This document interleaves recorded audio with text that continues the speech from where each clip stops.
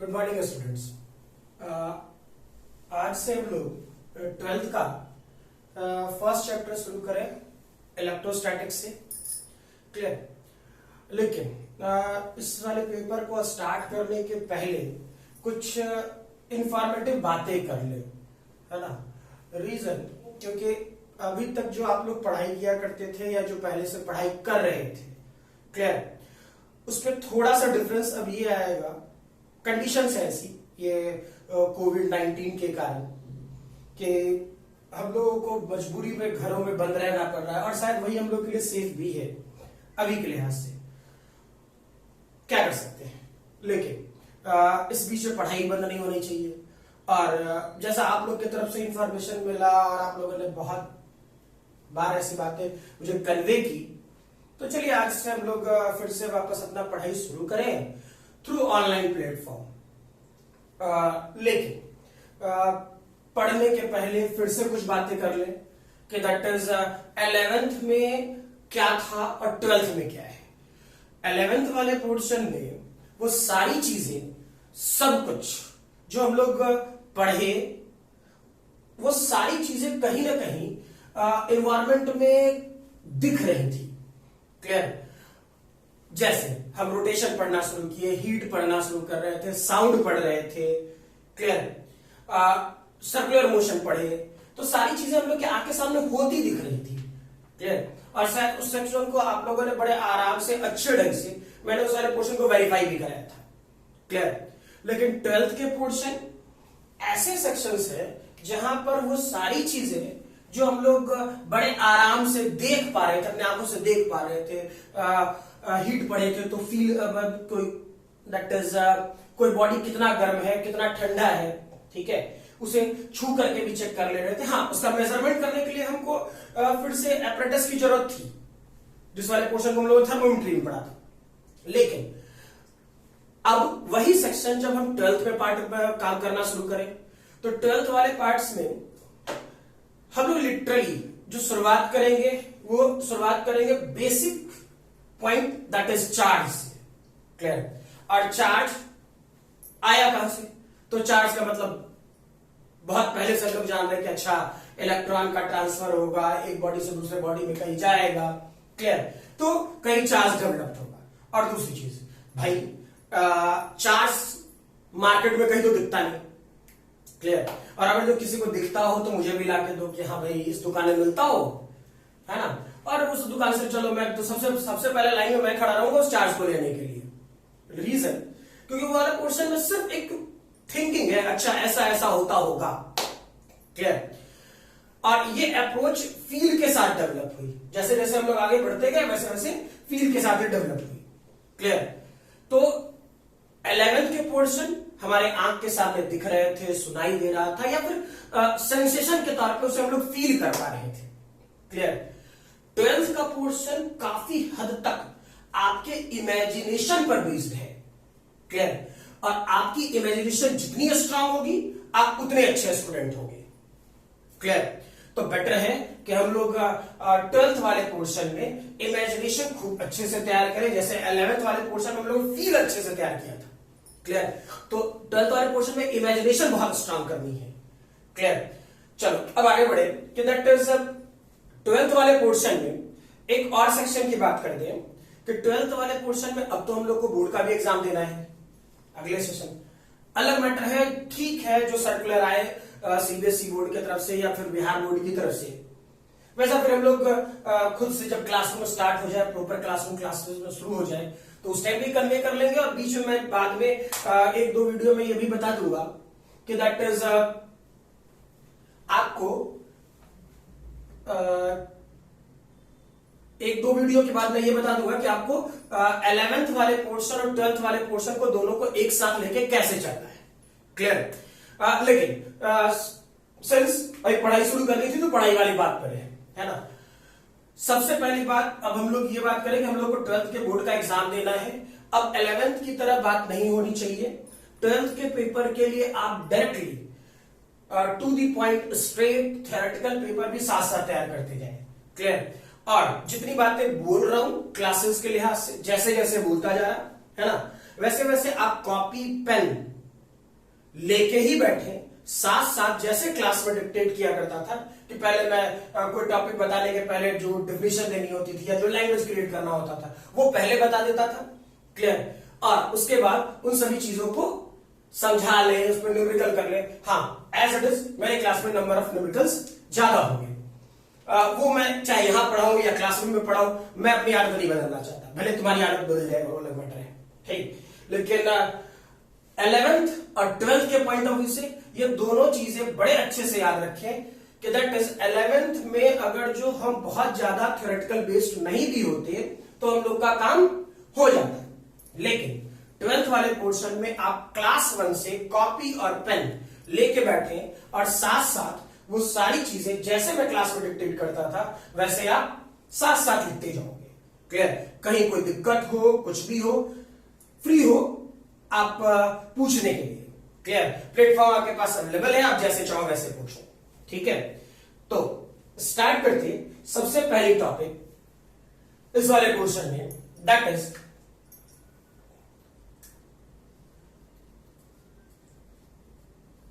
Electro magnetism, clear. मैंने बोला electrostatics, लेकिन मैं स्टार्ट कर रहा हूं इलेक्ट्रोमैग्नेटिज्म से।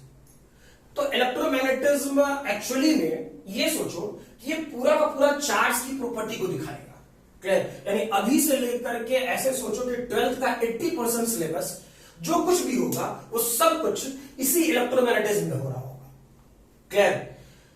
हाँ, इसी का एक सब पार्ट मान सकते हो, एक सब सेक्शन मान सकते हो कि इलेक्ट्रोस्टैटिक्स है, क्लियर।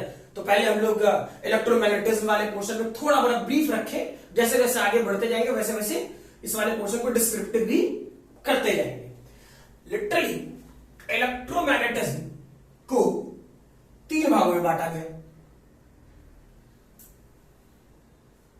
साथ साथ लिखते जाओगे, कहीं गड़बड़ हो वीडियो को पॉज कर लेना है, क्लियर, और पॉज करके पहले लिख लेना है, क्लियर।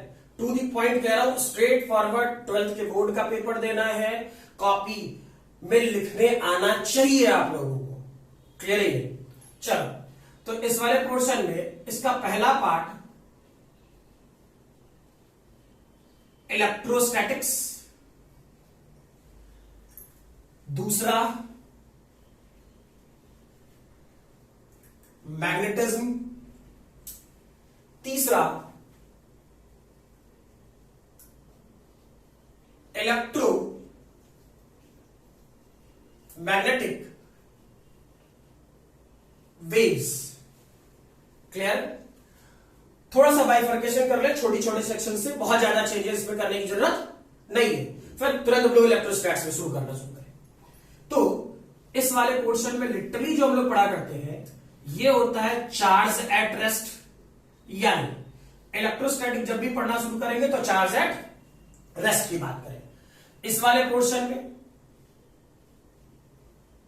चार्ज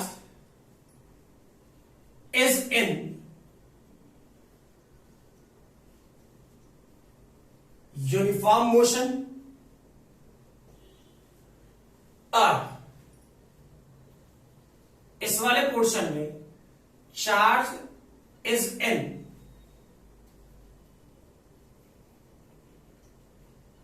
एक्सेलरेशन, क्लियर है ये, ठीक। या और ये भी बोल रहा हूं कि ये वाला पूरा पार्ट अगर जो कहते फिर से कह रहा हूं, ये 12th का लगभग 80% सिलेबस कवर कर रहा होगा। और अभी पहले स्टेज में जो अभी मैंने बोला कि पूरा इलेक्ट्रोमैग्नेटिक 3 भाग में डिवाइड किया गया, इलेक्ट्रोस्टैटिक, मैग्नेटिज्म और इलेक्ट्रोमैग्नेटिक वेव्स। इस वाले पोर्शन में लिटरली ये चार्ज के तीनों प्रॉपर्टी, चार्ज के डायनेमिक्स वाले प्रॉपर्टी पे, रेस्ट डायनेमिक्स कैसे कैसे काम कर रहा हो उस पर ये डिपेंड कर रहा हो, that is charge is at rest. अब इलेक्ट्रोस्टैटिक्स पढ़ रहे होंगे, इसमें जो पढ़ेंगे, जो जो चैप्टर्स हम लोग पढ़ रहे हो, जो काउंटिंग के चैप्टर्स आप काउंट करना शुरू करोगे वो, है ना, वो सारे चैप्टर्स होंगे। दैट इज पहला तो इलेक्ट्रोस्टैट होगा, दूसरा आपका गॉसेस लॉ होगा, तीसरा कैपेसिटर होगा, ठीक है। मैग्नेटिज्म वाले पोर्शन में charge is in uniform motion, clear. Uniform motion का मतलब समझते हो कि दैट इज उस सेक्शन का स्पीड कांस्टेंट हो, मतलब विद स्पीड कांस्टेंट हो, क्लियर। इस वाले पोर्शन में हम लोग पढ़ेंगे that is current, electricity, magnetism, electromagnetic waves, clear है ना, उस टाइप से। इलेक्ट्रोमैग्नेटिक वेव्स, इलेक्ट्रोमैग्नेटिक वेव्स के बारे में इतना कह दे रहा हूं, सबसे पहले तो ये ध्यान रखना कि charge is in acceleration, clear. लेकिन इस वाले पोर्शन में और जब 12th के पॉइंट ऑफ व्यू से बोले तो ये सिलेबस बहुत छोटा है, ठीक, और शायद न के बराबर है, क्लियर। और इसका एग्जांपल के तौर पे क्या, जैसे एग्जांपल के तौर पे हम लोग एक्सरे ले सकते हो, जितने सारे इलेक्ट्रोमैग्नेटिक वेव्स में रेडिएशंस वाले पार्ट आते हैं, क्लियर, ले सकते हो। ये वाला पोर्शन दिखेगा नहीं, ये लोग फील कर पाते हैं, क्लियर, समझ में आ रही बात। अब एक्सरे, एक्सरे का एग्जांपल के तो बहुत सारे एग्जांपल हो सकते हैं। एक्सरे हम लोग कराते हैं, ठीक है, हाँ देखेंगे तो नहीं है ना, और देख ले तब तो भाई भगवान है हम लोग, सही है ना। तो एक्सरे हम लोग कराते हैं, और कराने के लिए क्या करना पड़ेगा, अपना हाथ पैर तुड़वाना पड़ेगा, ठीक है। तो भाई कौन चाहेगा कि हाथ पैर तुड़वा करके एक्सरे को फील करने जाए। हाँ किसी को देखे होंगे, भगवान ना करे किसी के साथ हो, लेकिन एक्सरे वाला पोर्शन, इस वाले पोर्शन में लिटरली जब हम लोग इधर जाएंगे, क्वांटम फिजिक्स में जाएंगे तो एक चैप्टर पढ़ेंगे, क्लियर, एक्सरे। लेकिन हाँ ये प्रोपोर्शन के तौर पे, 12th के प्रोपोर्शन के तौर पे इसमें सिलेबस बहुत ज्यादा नहीं है, क्लियर। तो अब स्टार्ट करो इलेक्ट्रोस्टैटिक्स। इलेक्ट्रोस्टैटिक्स मैं डिक्टेट करता जा रहा हूं, साथ साथ लिखने का प्रयास करो। The branch of physics, the branch of physics which deals with the branch of physics which deals with electric effect,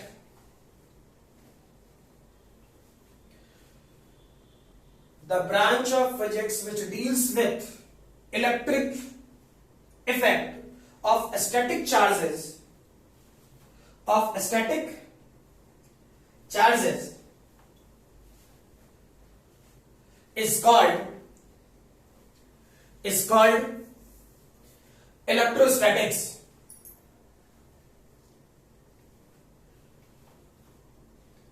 वही बात पहले बोल रहे थे, यानी चार्ज एट रेस्ट, चार्ज जब रेस्ट में हो, क्लियर, तो वो सेक्शन आपका इलेक्ट्रोस्टैटिक्स।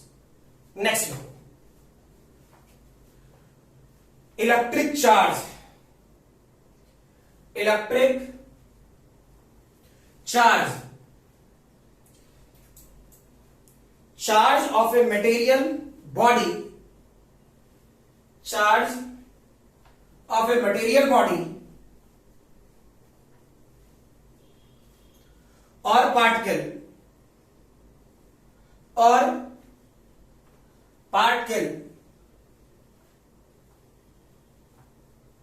ब्रैकेट में लिखोगे एक्वायर्ड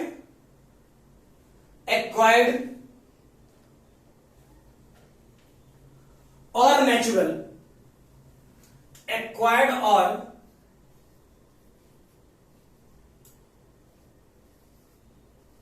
और natural, bracket close, due to which it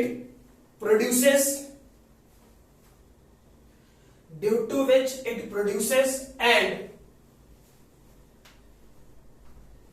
experiences electrical and magnetic effect, due to which it produces and experiences electrical and magnetic effect।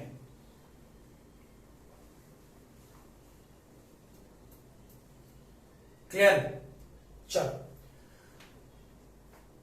यानी किसी बॉडी पर चार्ज कैसे होगा, या तो वो एक्वायर्ड हो और या फिर उसमें ऑलरेडी पहले से चार्ज हो, यानी नेचुरली उसमें पहले से चार्ज अवेलेबल हो, क्लियर। एक्वायर्ड कैसे होगा, वो सारी चीजें आप लोगों को ध्यान होनी चाहिए। केमिस्ट्री के पॉइंट ऑफ व्यू से जैसे NaCl पढ़ा होगा, Na ने एक इलेक्ट्रॉन देकर के Cl को रख दिया तो वो Na प्लस Cl माइनस लिखे, क्लियर? जिससे इलेक्ट्रॉन गया वो पॉजिटिवली चार्ज होगा, जिसपे इलेक्ट्रॉन डिपोजिट हुआ वो सेक्शन आपका नेगेटिवली चार्ज होगा।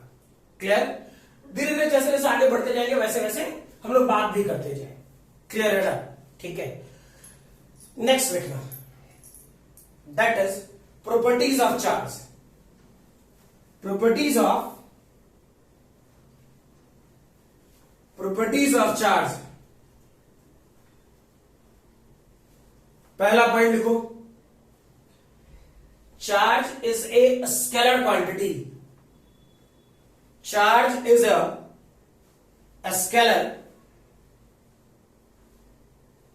a scalar quantity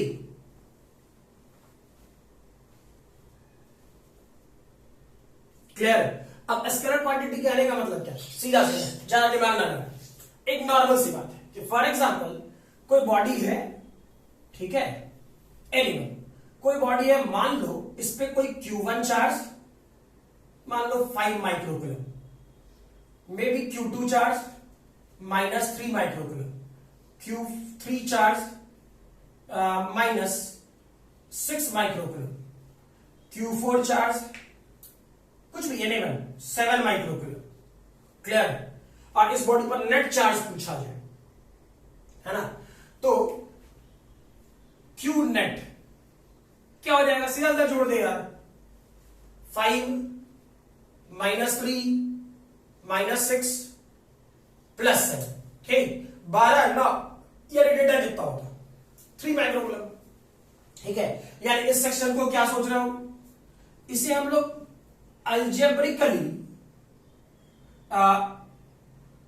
या ऐसे सोचो, नॉर्मल एल्जेब्रा के थ्रू प्लस माइनस कर सकते हैं। ठीक है, यानी इस वाले पोर्शन को बड़े आराम से हम लोग ऐसे, फिर से बोल रहा हूं, इसे वाले पोर्शन को हम लोग अल्जेब्रिकली जोड़ घटा सकते हैं। क्या जो बोले क्लियर है? कोई दिक्कत तो नहीं?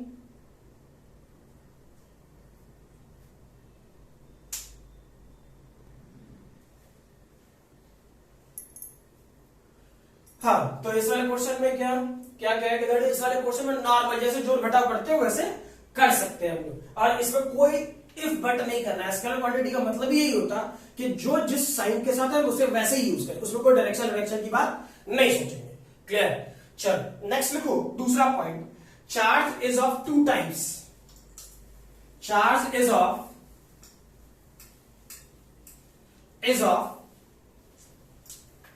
2 टाइप्स।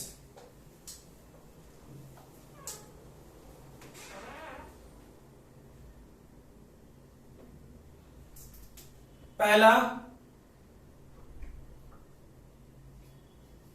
पॉजिटिवली चार्ज्ड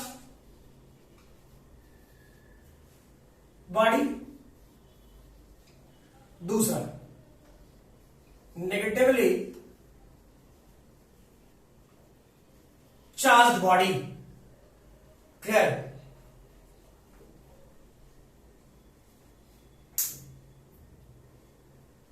लिख लोगे?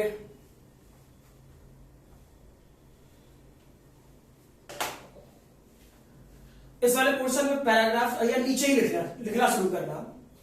Charging a body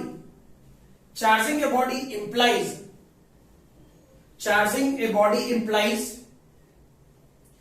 transfer of charge bracket में electron from one body to the other, electron from one body to the other। First, positively charged body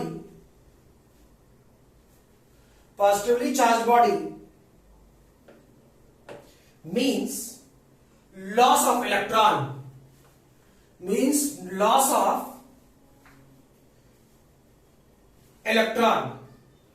that is deficiency of electron, electron while negatively charged body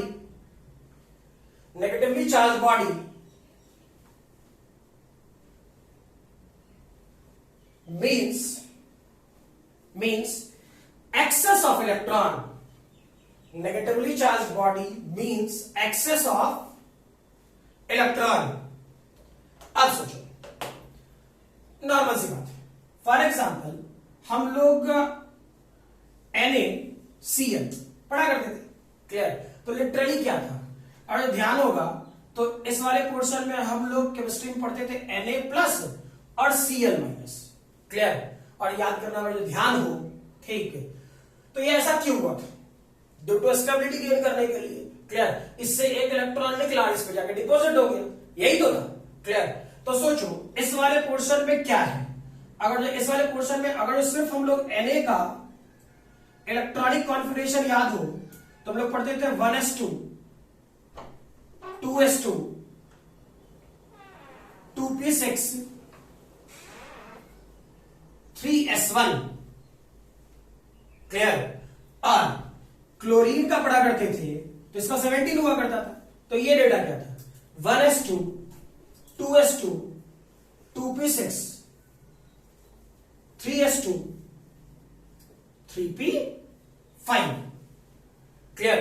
तो literally सोचो क्या हुआ था, याद करना, ठीक? और ये ऐसा सर ने केमिस्ट्री वाले सर ने बताया भी होगा आप लोग को। ये एक इलेक्ट्रॉन जो सोडियम का था, क्लियर? ये कहां डिपोजिट हो गया, क्लोरीन में चला गया, सही है, ठीक? यानी चेक करो इस वाले पोर्शन में नंबर ऑफ प्रोटॉन कितने थे, इस वाले पोर्शन में यानी Na की बात करें, ठीक, क्लियर? तो इस वाले पोर्शन में नंबर ऑफ प्रोटॉन अगर चेक करो, क्लियर? तो नंबर ऑफ प्रोटॉन तो भाई अभी भी 11 था, नंबर ऑफ प्रोटॉन तो इस वाले पोर्शन में 11 था, क्लियर? अच्छा, लेकिन अगर जो इसी वाले पोर्शन में अब अगर जो चेक करें नंबर ऑफ इलेक्ट्रॉन्स, ठीक है, आफ्टर ट्रांसफर, ठीक है, यानी नंबर ऑफ इलेक्ट्रॉन्स ऐसा लिखी दे स्टेटमेंट आफ्टर ट्रांसफर, ठीक? तो ये तो 10 ही इलेक्ट्रॉन थे यार, हाँ या ना, ठीक? तो पॉजिटिव चार्ज एक ज्यादा है, ठीक, with respect to negative charge. तो ये वाला पोर्शन 10 और 11 और दोनों का एल्जेब्रिक सम करना है, तो 10 और प्लस 10 सॉरी 11 माइनस 10, यानी सीधा सीधा एक इलेक्ट्रॉन सॉरी एक पॉजिटिव चार्ज तो +1, Na पर आया +1, Cl पे आया और उसमें एक एक्स्ट्रा बढ़ गया वो स्टूडेंट से, यानी Cl पे 17 ही प्रोटॉन थे, और जो ये काम करें तो Cl के न्यूक्लियस में 17 ही प्रोटॉन थे, ठीक है? और इसके एक ट्रांसफर हो जाने के बाद 17 इलेक्ट्रॉन तो था ही पहले से, और एक इलेक्ट्रॉन जब आया तो इस पर 18 हुआ, यानी एक चार्ज नेगेटिवली ज्यादा बढ़ गया, क्लियर? यानी ये वाला पोर्शन 11 10, तो इस पे आया प्लस चार्ज, इस पे आया माइनस चार्ज, क्लियर? ये नॉर्मल से थिंकिंग है, इसमें बहुत ज्यादा दिमाग लगाने की जरूरत नहीं। लेकिन सबसे इंपॉर्टेंट बात जो ध्यान देने लायक है, क्या सोच लो, क्या इलेक्ट्रॉन का अपना मास भी होगा? ये बात तो कंफर्म है, क्लियर? अच्छा, इसका स्टेटमेंट के बाद वो सारी चीजें फिर से मैं एक जगह लिखवा भी दूं ताकि ध्यान रहे, गड़बड़ ना हो, ठीक है? मीनिंग ये कि अगर जो हम लोग काम करना शुरू करें लॉजिकली सोचते हैं, ठीक है? तो इस वाले पोर्शन में पॉजिटिव आया, इस पे नेगेटिव आया due to transfer of electron, clear?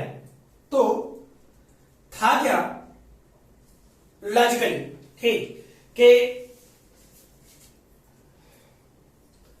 क्या इलेक्ट्रॉन का अपना कुछ तो मास होगा, गलत तो नहीं है, ठीक है? और हम तो जानते हैं कि दैट इज, अगर जो हम लोग यूज करें मास ऑफ इलेक्ट्रॉन, ठीक, तो ये डेटा था 9.1 इंटू 10⁻³ kg, ऐसा तो था ही, क्लियर? तो भाई ये तो अपना चार्ज लेके गया है, और चार्ज ऑन इलेक्ट्रॉन क्या था, पढ़ा होगा 1.6 इंटू 10⁻⁻19 कूलम, ठीक है? यानी ये एक इतना चार्ज को तो लेके गया है, साथ साथ इतना मास भी तो लेके जाएगा, हाँ या ना? क्लियर है? यानी ये चार्ज के साथ साथ अपना सर्टेन जो भी इसका मास था, मतलब इलेक्ट्रॉन का जो भी मास था वो भी साथ साथ लेके गया। यानी इस वाले पोर्शन में क्या हो जाना चाहिए, इस वाले पोर्शन में ऐसा लिखे क्या हम लोग, दैट इज, फील करना, mass of negatively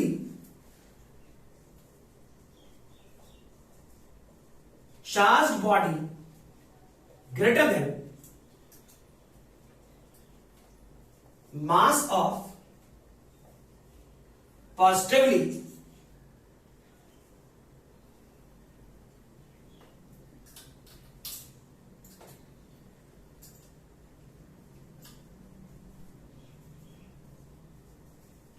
charge body.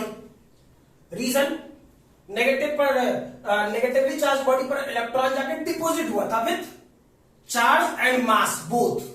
ठीक, तो मास तो बढ़ाएगा ही उसका, नो डाउट। क्लियर है? कोई दिक्कत यहां तक में?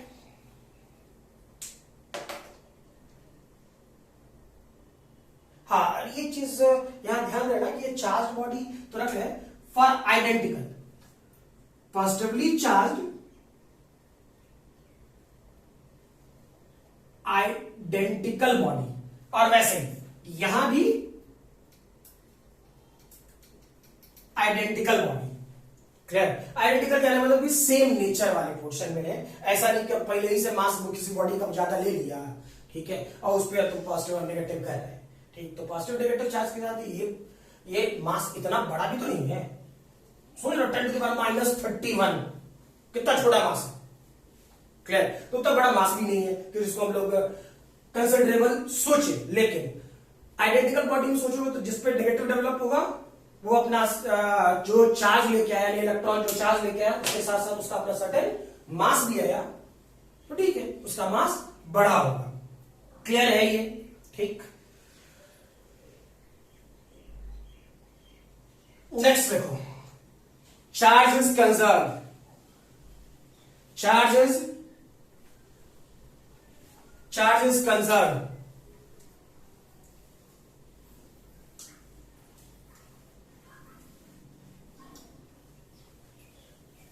इसका मतलब समझ में आता है चार्ज इज कंजर्व्ड का?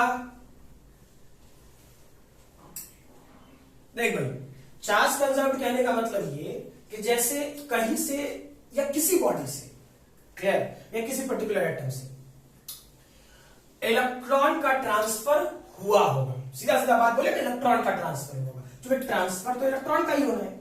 क्लियर? तो इलेक्ट्रॉन का ट्रांसफर हुआ होगा, मानते हैं। क्लियर? तो इलेक्ट्रॉन के ट्रांसफर होने पर मान लो कि किसी बॉडी से, जैसे हम लोग सोडियम सोचे तो सोडियम से एक इलेक्ट्रॉन निकलेगा। क्लियर? हम लोग उसी के अनुसार से जो जैसी बॉडी, मैग्नीशियम सोच लिया, उससे 2 इलेक्ट्रॉन निकालने की पॉसिबिलिटी है, एल्युमिनियम से 3 इलेक्ट्रॉन निकालने की पॉसिबिलिटी पड़े ऐसा। क्लियर? तो मीनिंग ये कि कहीं से एक सर्टेन अमाउंट ऑफ इलेक्ट्रॉन निकला तो कहीं ना कहीं जाकर के उसे डिपॉजिट होना ही है। क्लियर? ऐसा नहीं कि निकला 4, किसी जगह से निकला 4 इलेक्ट्रॉन और कहीं पर जो जोड़ घटाव कर रहे हैं, यानी कहीं पर डिपॉजिट करने की बात कर रहे हैं, ठीक, तो वहां पे पता लगा कि नहीं भाई 2 ही इलेक्ट्रॉन डिपॉजिट हो पाए, तो 2 इलेक्ट्रॉन का कुछ तो हिसाब किताब होगा ना, तो ऐसा संभव नहीं है। मीनिंग ये कि एक जगह से इलेक्ट्रॉन निकला तो दूसरी जगह कहीं ना कहीं जाकर डिपॉजिट हो रहा होगा। क्लियर है? ठीक, नेक्स्ट, इस वाले पोर्शन में सबसे पहले इन सभी सेक्शन का कुछ कुछ काम कर ले। ठीक है, यूनिट ऑफ चार्ज याद रखना, न्यूमेरिकल में डायरेक्टली जरूरत पड़ेगा, कूलम। ठीक है,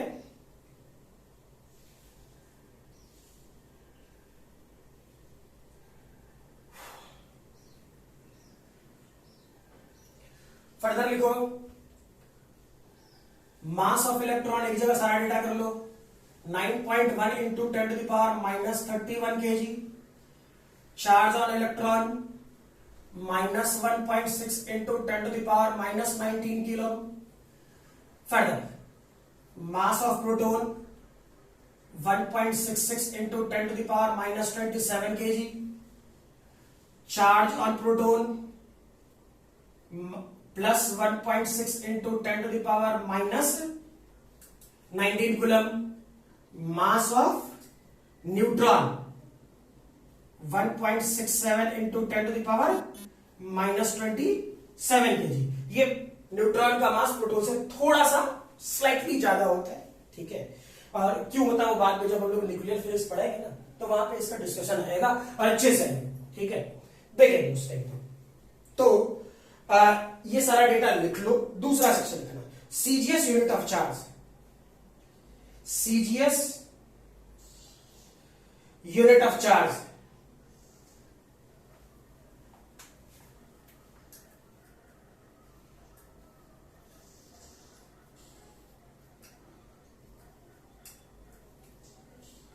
ठीक है, इसे बोला जाता है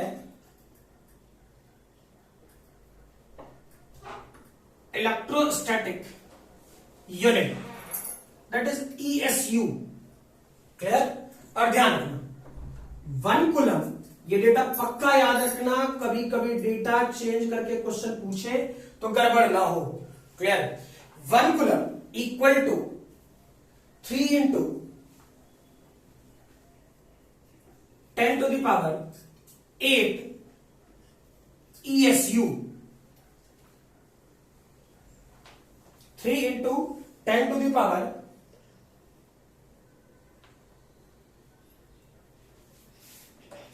3 into 10 to the power 8 ESU।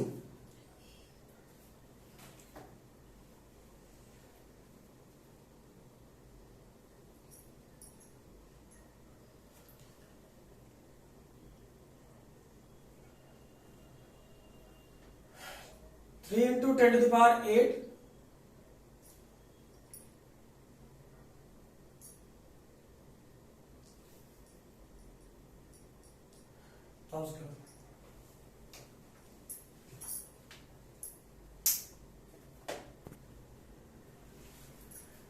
हाँ, इस सारे पोर्शन में सीजीएस यूनिट ऑफ चार्ज, अरे सॉरी 1 कूलम इक्वल टू इस वाले पोर्शन में 3 इंटू 10 to the power 9 लिख लेना। वो ध्यान आ गया मुझे, इसका क्या कहते हैं, speed of light 3 into 10 to the power 8 metre पर सेकेंड वाला, ठीक है, डजंट मैटर, ध्यान रखना इसे। 3 into 10 to the power 9 ESU, ठीक है, लिख लीजिए इसे। और ये सारे डेटा आपके ध्यान क्या कहते हैं, ध्यान में रहे न्यूमेरिकल के पॉइंट ऑफ व्यू से, ठीक है। नेक्स्ट लिखो,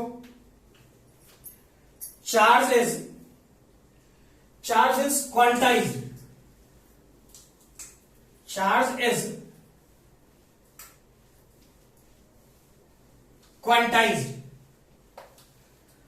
क्वांटाइज्ड कहने का मतलब क्या, ऐसा सोचो कि किसी भी एटॉमिक ऑर्बिटल से या किसी भी मटेरियल से, क्लियर, इलेक्ट्रॉन का जो ट्रांसफर होगा एक बॉडी से दूसरे बॉडी में, वो हमेशा इंटीग्रल मल्टीपल में होगा, यानी Q equal to plus minus N into e. Clear? जहां N आपका इंटीजर है, क्लियर, यानी 1 2 3 सो ऑन। क्लियर है? यानी कहने का मतलब ये कि किसी भी बॉडी से अगर जो इलेक्ट्रॉन निकल रहा है एक बॉडी से दूसरे बॉडी की तरफ ट्रांसफर करा रहे, ठीक है, तो 1 इलेक्ट्रॉन निकल सकता है, 2 इलेक्ट्रॉन निकल सकता है, 3 निकल सकता है, 4 5 6 ऐसे निकलेगा, इंटीजर में निकलेगा। क्लियर? अब ये दिमाग में मत रख लेना कि अच्छा कोई कहते अरे आधा इलेक्ट्रॉन निकाल के दे, ठीक, तब आधा इलेक्ट्रॉन कहां से निकाल के दे। क्लियर है? ठीक है, मतलब ये थिंकिंग है हम लोग के पास कि that is quantization of charge. कहने का मतलब कि जब भी इलेक्ट्रॉन निकले तो इंटीग्रल मल्टीपल में निकले, ठीक है। हाँ, लेकिन और एक सेक्शन है कि दैट इज आज के एनवायरमेंट में कुछ रिसर्च हुए, कुछ एक्सपेरिमेंट्स हुए, उस एक्सपेरिमेंट्स में फ्रैक्शनल पार्ट ऑफ चार्ज, इसे पक्का लिख लोगे, बोर्ड्स के एग्जामिनेशन में खूब बार, बहुत बार पूछा गया है कि क्वार्ट्स को डिफाइन करें। Quartz clear? तो क्वार्क्स को जब डिफाइन करोगे तो क्वार्क्स को क्या लिख रहे होगे? Fractional part of charge, fractional part of charge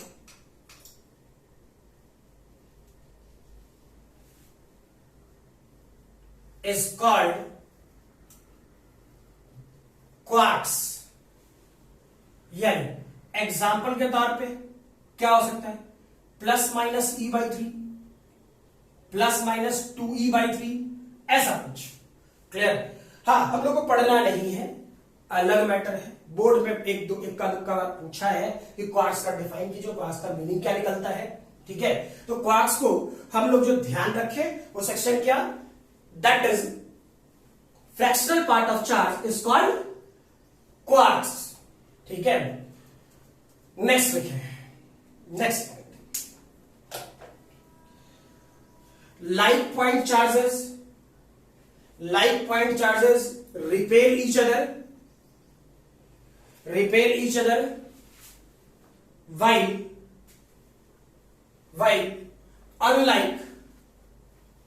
unlike point charges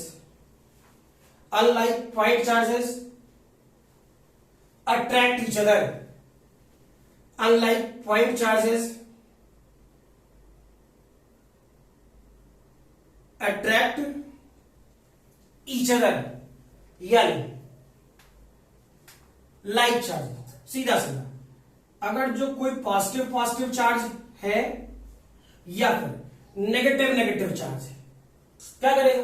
repel करेगा।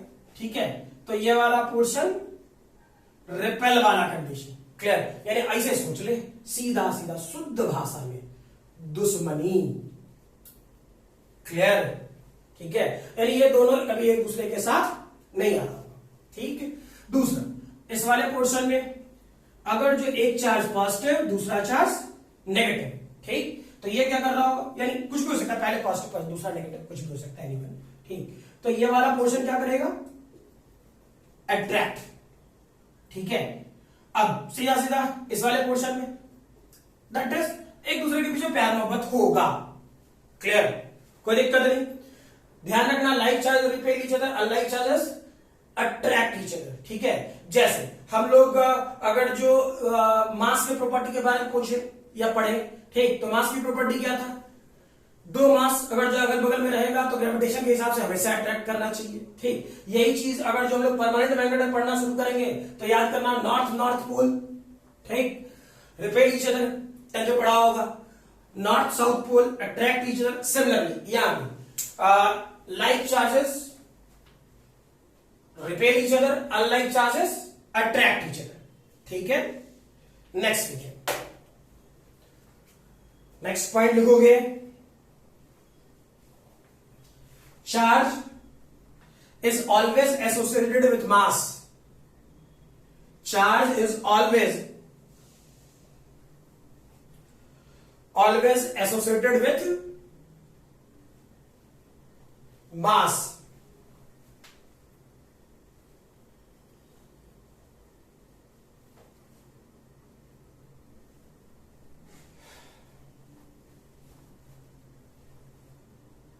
पहले ही समझा चुके थे कि दैट इज, मान लो एक जगह से इलेक्ट्रॉन दूसरी जगह गया, ठीक, कहीं पे जाके डिपॉजिट हुआ होगा, तो कहीं कोई बॉडी पॉजिटिव बना होगा, जिससे इलेक्ट्रॉन निकला होगा पॉजिटिव बना होगा, जिससे जहां डिपॉजिट हुआ होगा नेगेटिव बना होगा। ठीक है, तो उसके साथ साथ मास भी तो गया। ठीक, तो अगर जो हम लोग चार्ज बॉडी को डिफाइन करना शुरू करेंगे तो वो सेक्शन क्या होगा? उस सेक्शन में जैसे ही चार्ज बॉडी को डिफाइन करना शुरू करेंगे तो वो सेक्शन हमेशा मास के साथ होगा। लेकिन जैसे न्यूट्रल बॉडी, तो न्यूट्रल बॉडी कहने का मतलब ये नहीं होता कि उसमें चार्ज नहीं है। ठीक, चार्ज दोनों में बराबर है, यानी मीनिंग जितना पॉजिटिव चार्ज उतना ही नेगेटिव चार्ज है।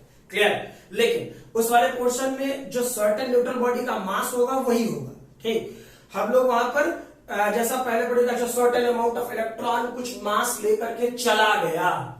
ठीक है, तो charge always associated with mass, but mass may और may not be associated with charge, ऐसा सोच सकते हैं। क्लियर? क्योंकि मास न्यूट्रल भी हो सकता है। क्लियर? ही समझ में आ रही बात। और न्यूट्रल बॉडी फिर से कह दे रहा हूं कि दैट इज न्यूट्रल बॉडी को दिमाग में ये बात रखिए कि ऐसा नहीं कि उसमें चार्ज नहीं है, चार्ज उसमें है, लेकिन जितना पॉजिटिव चार्ज उतना ही नेगेटिव चार्ज। क्लियर है ये? ठीक। नेक्स्ट लिखोगे charge is invariant in nature. Charge is invariant in nature.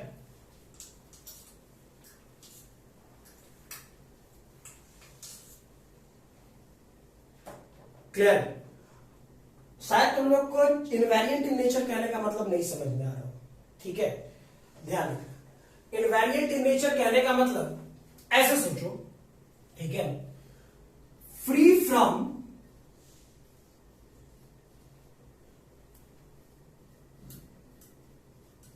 Reference frame.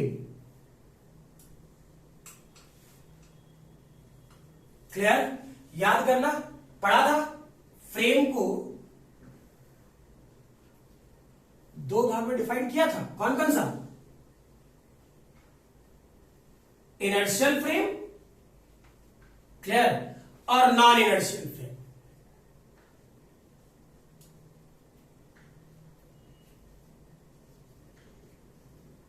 कोई दिक्कत है? अब सोचो, इनर्शियल फ्रेम जैसे नॉर्मल फोर्स पढ़े थे वो पढ़े थे, नॉन इनर्शियल फ्रेम में याद करना क्या बताए थे? सूडो फोर्स और सेंट्रीफ्यूगल फोर्स। कब लगता है सूडो फोर्स? जब कोई बॉडी एक्सेलरेटेड बॉडी पर रख दिया जाए। ऐसे ही बताया था ना, ठीक, कि बाइक जा रहा है तो बाइक कोई चला रहा है तो बाइक पे तुम पीछे बैठा पड़ा है और अचानक बाइक को कोई एक्सेलरेट कर दे, तुम पर फोर्स किधर फील होता था? पीछे की तरफ होता था, तो पीछे की तरफ एक फोर्स लगा। वैसे ही फॉर एग्जाम्पल अगर जो वो अचानक ब्रेक लगा दे, तो ब्रेक लगा दे तो क्या आगे की तरफ झुक जाते हैं, ऐसा ही तो होता था। क्लियर?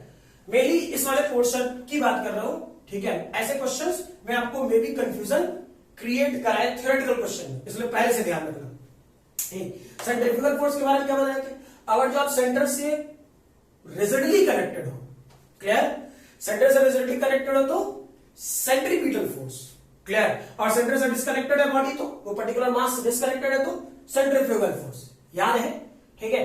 तो ये वाला पोर्शन नॉन इनर्शियल फ्रेम में और ये वाला पोर्शन इनर्शियल फ्रेम। अब फ्री फ्रॉम रेफरेंस फ्रेम, यानी कहने का मतलब चार्ज की बात कर रहे थे, ठीक है? तो चार्ज क्या था? Charge free from reference frame है, यानी मीनिंग बॉडी को, उस चार्ज बॉडी को हम इनर्शियल फ्रेम में डाल दें या नॉन इनर्शियल फ्रेम में डाल दें, उसके प्रॉपर्टी में किसी ढंग का कोई चेंज नहीं होगा। क्लियर है? यानी वो तब भी वही दिखा रहा होगा, that is like charges repel each other, unlike charges attract each other. ठीक है? नेक्स्ट एंड लास्ट पॉइंट इस सेक्शन में, ठीक है, लिखोगे that is a charge at rest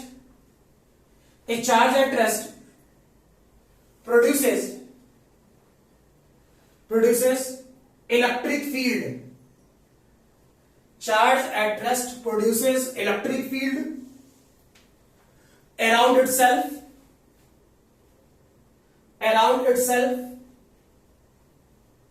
comma, a charge having uniform motion produces electric as well as magnetic field around itself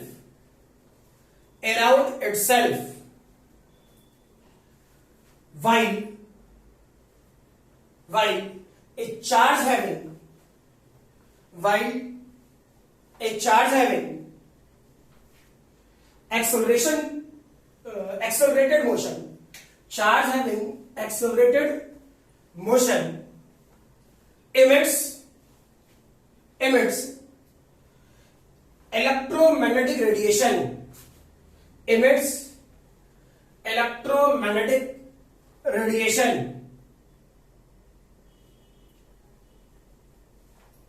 जो सबसे पहला स्टेटमेंट स्टार्ट किया थे इलेक्ट्रोमैग्नेटिज्म में, ऑलरेडी यही बात मैंने पहले भी लिखी थी, ठीक है। तो यहां से बढ़ सकते आगे, आई थिंक यहां तक कोई दिक्कत नहीं होनी चाहिए, क्लियर। हाँ, ये बात कह रहा हूं, अभी तक जो मैंने बताया वो काफी हद तक थ्योरेटिकल था, यानी मीनिंग ऐसा सोचो कि इस चार्ज का ओवरव्यू था, क्लियर। अब यहां से जब काम करना शुरू करें तो अब thinking based, logical based section पे काम करना है, ठीक है। यानी यहां से अब आपका दिमाग खुला रहना चाहिए, क्लियर। और कभी ये ना लगे कि दैट इज अच्छा, ये दिमाग से वैकेंट हो रही बात, बार बार जो ऐसा लगता है तो बार बार इस सेक्शन को आप चेक करते रहो, क्लियर। रीजन यहीं से आपका इलेक्ट्रोस्टैटिक्स, रियल इलेक्ट्रोस्टैटिक्स यहीं से शुरू होता है, क्लियर। नेक्स्ट देखोगे, that is charging of a body.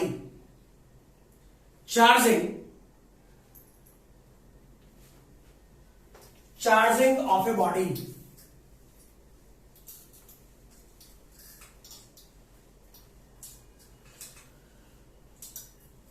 इससे बहुत सारे मेथड्स हैं चार्ज करने के, ठीक है। लेकिन एक सर्टेन शुरुआत वाले पोर्शन में मेनली 3 मेथड हम लोग को पढ़ना है, ठीक है। और बोर्ड के एग्जामिनेशन में भी ये पूछता भी है थोड़ा मोड़ा, क्लियर, कभी कभी।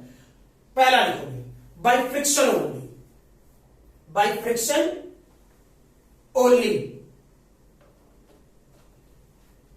इसमें पहला पॉइंट लिखोगे बाय फ्रिक्शन ओनली। देखिए, इसमें मैं ज्यादा कुछ लिखा हुआ नहीं है अभी, ठीक है। रीजन, इस वाले पार्ट से क्वेश्चंस नहीं है, बातें सिर्फ समझ लेना, ठीक है। फॉर एग्जांपल, अब तो गर्मी का दिन है, ठीक है।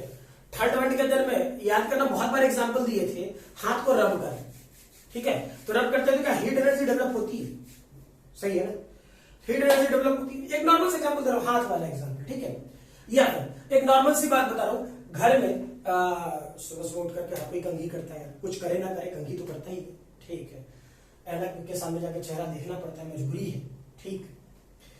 तो सब कोई कंघी करता ही होगा, और शायद बचपन में ये सारे काम आप लोगों ने किया भी है एक्सपेरिमेंटली, ठीक है। कि आपने कंघी वंगी किया और पेपर में फाड़ा वाला नीचे रखा, कंघी से चिपकाया, क्लियर। और वो कुछ देर चिपकने के बाद, ठीक। तो हुआ क्या था रियलिटी में, जब आप कंघी कर रहे थे तो आपके बालों से, ठीक है, वो कंघी रब हो रहा था, रब हो रहा था, यानी उसमें फ्रिक्शन डेवलप हो रही थी, और फ्रिक्शन के कारण उसमें चार्ज डेवलप हुआ, क्लियर। तो लिटरली क्या होता है वो ये सोचो, ठीक है, कि जब हम किसी बॉडी को रब करते हैं, ठीक है, तो रब करेंगे तो रियली में क्या हो रहा होगा फील करना थोड़ा, मतलब बेसिक बिल्कुल छोटे से स्टेटमेंट्स थे, है ना।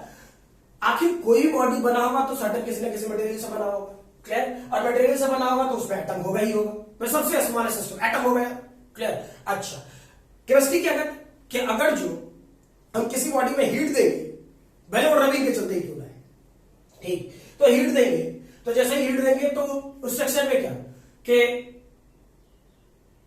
इनर मोस्ट ऑर्बिट से आउटर मोस्ट ऑर्बिट की तरफ इलेक्ट्रॉन जंप करना शुरू कर देता है, ऐसा होता है ना, ठीक। तो सोचो, हम अगर जो एक सर्टेन अमाउंट ऑफ एनर्जी उस इलेक्ट्रॉन को, सॉरी उस एटम को प्रोवाइड करने लायक बन जाए, यानी रब करते करते उसका जो लोअर 11th में केमिस्ट्री में पढ़ा होगा आयोनाइजेशन एनर्जी, और जो ध्यान हो तो पर्टिकुलर एटॉमिक ऑर्बिटल के लिए, ठीक। तो आयोनाइजेशन एनर्जी के बराबर जो एनर्जी आपने दे दिया तो होगा क्या इलेक्ट्रॉन उस एटॉमिक ऑर्बिटल को छोड़ करके कंप्लीटली बाहर निकल जाएगा, ठीक। तो जैसे ही वो बाहर निकलेगा तो सोचो वो पर्टिकुलर एटम क्या पॉजिटिवली चार्ज नहीं हो जाएगा, हाँ या क्लियर है ये, ठीक। तो इलेक्ट्रॉन उससे निकला, वो पॉजिटिवली चार्ज, और फर्दर कहीं जाके डिपोजिट हुआ तो वो सेक्शन नेगेटिवली चार्ज, क्लियर है ये, ठीक। तो इस वाले पोर्शन में फ्रिक्शन के रिगार्डिंग क्वेश्चंस थोड़े कम है, और शायद बोर्ड में भी बहुत कम ही पूछता है, क्लियर। लेकिन फिर भी ये जरूर कहेंगे कि एक बार एनसीईआरटी में वो सब सिल्क थ्रेड और ये सारी चीजों का जो एग्जांपल्स होगा, ठीक है, उसे एक बार अच्छे से एक बार पक्का पढ़ लेना, specially due to frictions only, clear.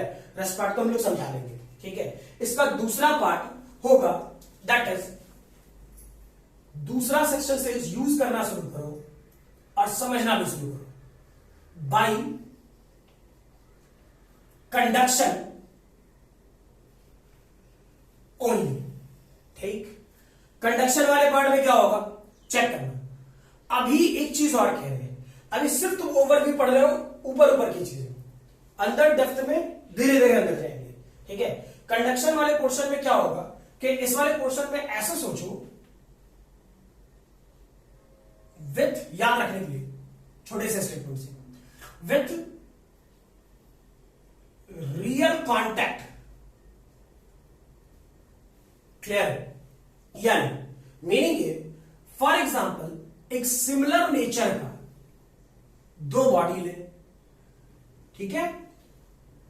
याद रखना मैंने बोला सिमिलर नेचर, सिमिलर नेचर कहने का मतलब दोनों की डेंसिटी क्या मान लें अपनी तरफ से, रो आर रो, क्लियर है। इस पे चार्ज क्या रखे, क्यू, क्लियर। इस पे इसे सोचते हैं न्यूट्रल, ठीक है।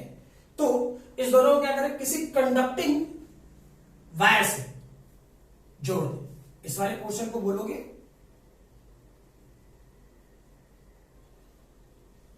Conducting wire, clear. तो तुम लोगों ने हल्का फुल्का पढ़ा होगा, ठीक है, 10th में ही पढ़ा होगा कि चार्ज का ट्रांसफर हायर पोटेंशियल बॉडी से लोअर पोटेंशियल बॉडी की तरफ होता होगा। चार्ज का transfer higher potential to lower potential, clear. अभी हम लोग पोटेंशियल नहीं जान रहे, ठीक है, इसलिए मैंने रो और रो, यानी कि मैंने क्या बोला था, एक लैंग्वेज बोला था सिमिलर बॉडी, क्लियर।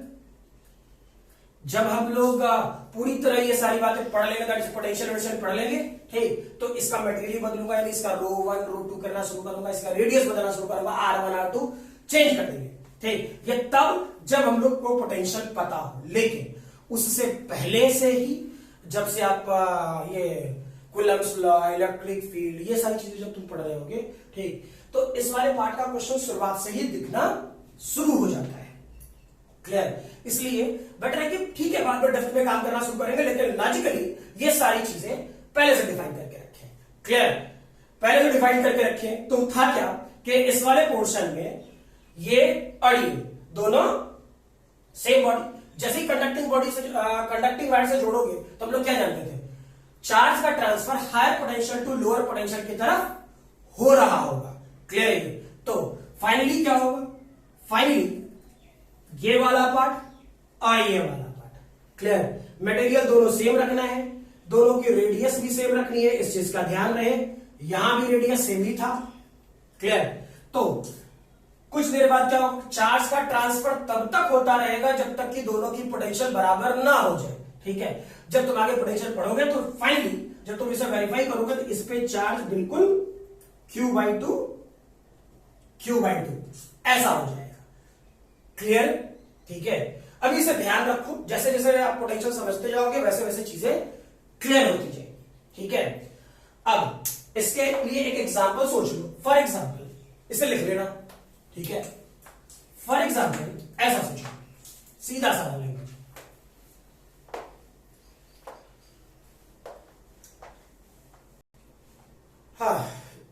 मैंने अभी कहा कि सारे क्वेश्चन में इसका सर्टेन एक एग्जांपल, तो एग्जांपल क्या उसे याद रखने वाली बात है, ठीक है।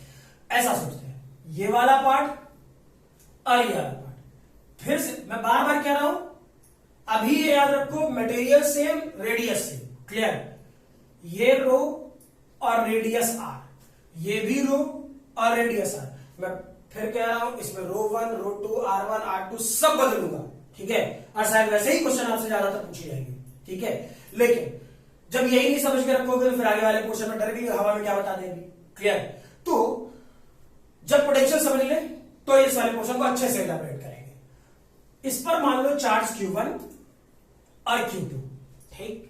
और इस दोनों को फिर से हम लोग क्या करें, फिर से एक कंडक्टिंग वायर से जोड़ दें, ठीक। या तो दोनों को चिपका दो, दोनों में से कुछ भी एनी वन, या तो ऐसा होगा, फिर ये हो गया आपका कंडक्टिंग वायर, क्लियर। या फिर ऐसा करके दे दे question, rho R rho R, कोई फर्क नहीं पड़ता, क्लियर, दोनों सेम ही है, ठीक है। और जब कुछ देर बाद इसे छोड़ोगे तो क्या सिखाए, दोनों पे अगर जो मटेरियल सेम है तो दोनों पे इक्वल अमाउंट ऑफ चार्ज, यानी Q1 plus Q2 divide by 2, Q1 plus Q2 divide by 2, दोनों पे similar amount of charge develop हो रहा होगा, क्लियर है?